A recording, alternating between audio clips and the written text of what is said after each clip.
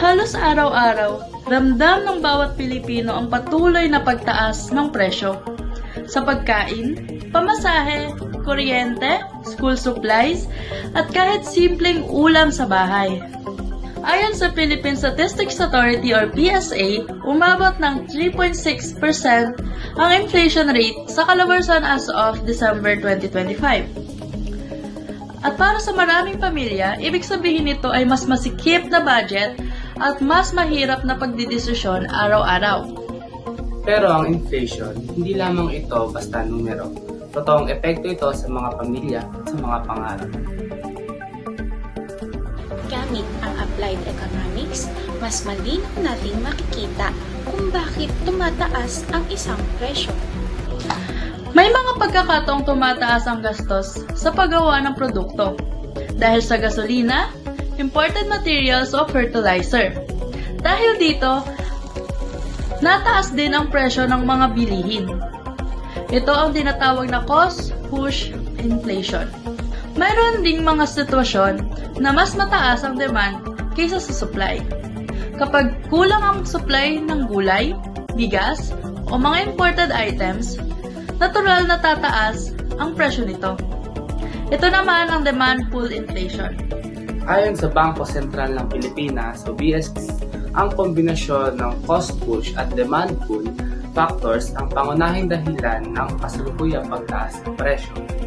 Dagdag pa rito, iniulat ng Philippine News Agency or PNA na ang inflation ay mas nararamdaman ng low-income household, kaya mas mahirap ang araw-araw na pamumuhay. Para makayanan ng mga Pilipino ang inflation, nararapat ang tamang pagdedesisyon. Una, malaking tulong ang mas maayos na budgeting. Ang konsepto ng opportunity cost ay nagtuturo sa atin na piliin kung alin ang mas may value.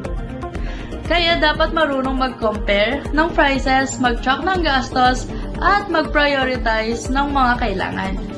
Mahalaga rin ang paghanap ng iba pang pagkakakitaan, lalo na kung hindi sapat ang isang income source kapag namataas ang presyo ng bilihin. Maraming Pilipino ang kumikita sa freelancing, online selling, or small home businesses na nakakatulong para maging mas stable ang finance. Isa pa, kapag sinusuportahan natin ang local producers, mas lumalakas ang local economy. Dahil mas hindi tayo maasa sa imported goods, mas nagiging stable ang presyo kahit may global price changes. Kasabay nito, gumagamit ang gobyerno ng iba't ibang economic tools tulad ng price monitoring, subsidies para sa mga farmers, cash assistance at pagbabawas ng tariff sa essential imports. Ang mga ito ay nakakatulong para mabawasan ang epekto ng inflation sa mamamayan.